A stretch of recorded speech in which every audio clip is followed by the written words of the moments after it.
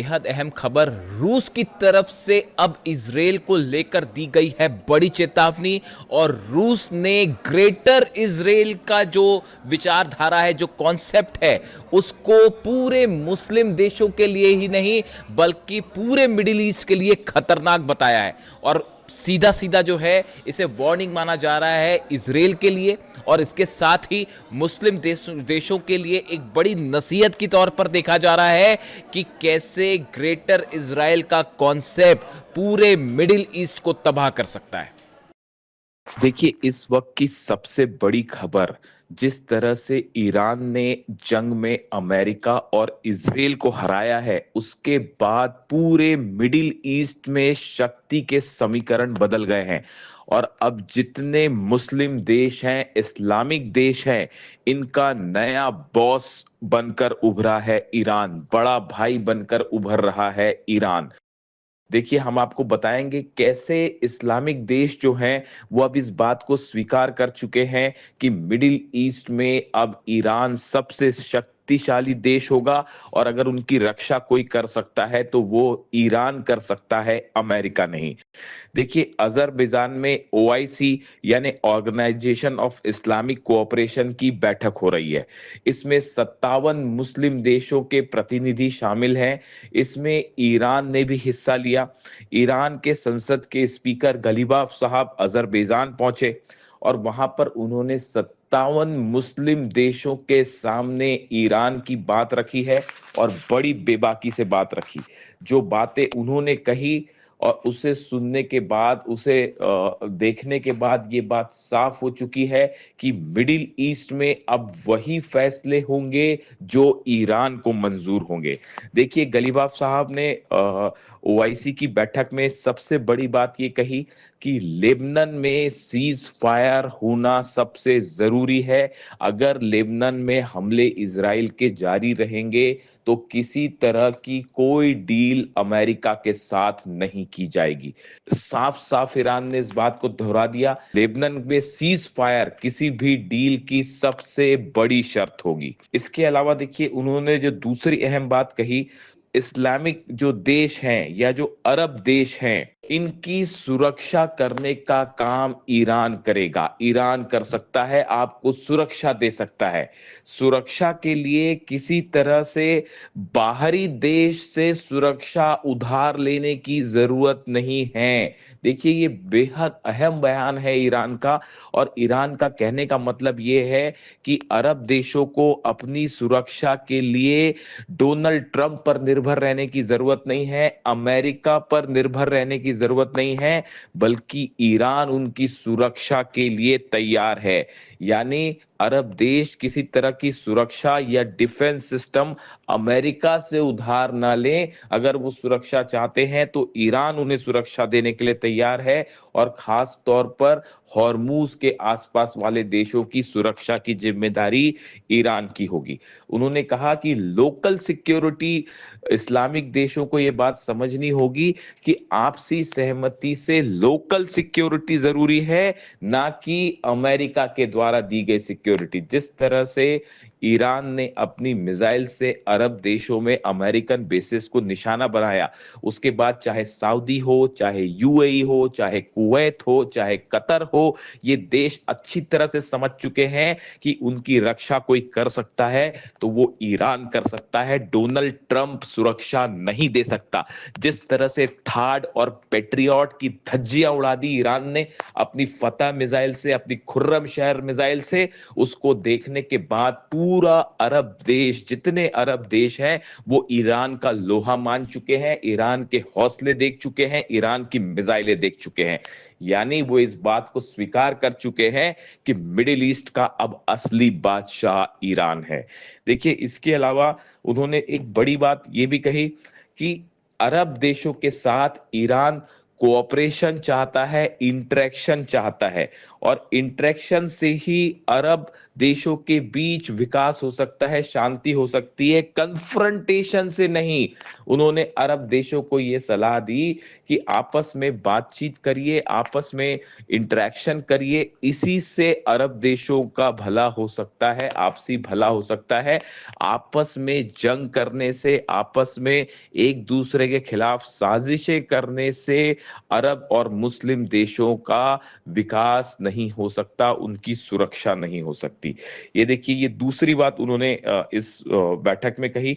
इसके अलावा उन्होंने ये भी कहा कि मुस्लिम देशों के साथ हर तरह के कोऑपरेशन के लिए भविष्य में ईरान तैयार है। देखिए, ये बात ईरान के सुप्रीम लीडर अली खामेनी साहब हमेशा से कहते रहे हैं कि अरब देशों को, ईरान को एकजुट होना चाहिए और एकजुट होके असली दुश्मन का मुकाबला कीजिए, अमेरिका का मुकाबला कीजिए, डोनाल्ड ट्रंप का मुकाबला कीजिए, क्योंकि असली दुश्मन अमेरिका है।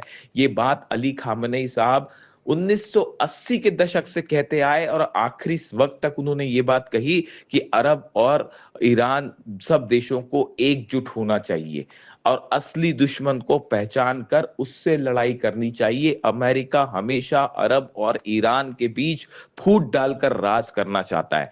ये बात अली खामेनी साहब ने हमेशा से कही और आज देखिए इस बात को अरब देश भी महसूस कर रहे हैं। यानी ओआईसी देशों की जो बैठक चल रही है, ऑर्गेनाइजेशन ऑफ इस्लामिक कोऑपरेशन, इसमें जितने मुस्लिम देश हैं, अरब देश हैं, सभी ने ये बात स्वीकार कर ली है अब कि ईरान जो है वो मिडिल ईस्ट का एक ऐसा शक्तिशाली देश बन चुका है जिसके खिलाफ जाने की हिम्मत कोई नहीं कर सकता। देखिए, ये पहला साइन है इस बात का कि अब मिडिल ईस्ट का, मुस्लिम देशों का असली बॉस अगर कोई है तो वो ईरान है, ना कि डोनाल्ड ट्रंप। देखिए, ये एक ऐसा डेवलपमेंट हुआ है जिसने सारे समीकरण बदल के रख दिए हैं। देखिए, तीन अहम खबरें इसके अलावा और है।